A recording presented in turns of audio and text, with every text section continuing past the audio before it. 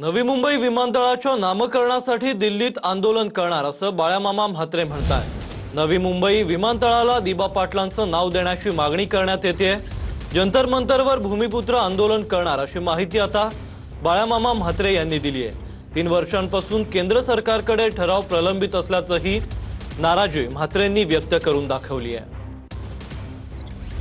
नवी मुंबई आंतरराष्ट्रीय विमानतळाला राष्ट्रीय नेते दिबा पाटील साहेब यांचं नाव देण्यात यावं। महाराष्ट्र सरकारने विधानसभा असेल विधान परिषद असेल दोन्ही सभागृहांनी एकमताने ठराव घेतला आहे, पण तरीसुद्धा 3 वर्ष हा विषय केंद्र सरकारकडे प्रलंबित आहे।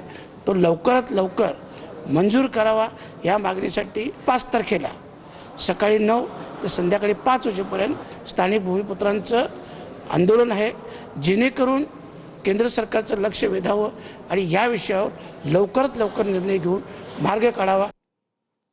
मुंबई महापालिकेत शिंदेंच्या शिवसेनेच्या नगरसेवकांची आज बैठक होणार आहे। संध्याकाळी 5 वाजता शिवसेना कार्यालयात बैठकीचं आयोजन करण्यात आलंय। उपसभापती सचिन अहिर शिवसेनेच्या नगरसेवकांना मार्गदर्शन करतील।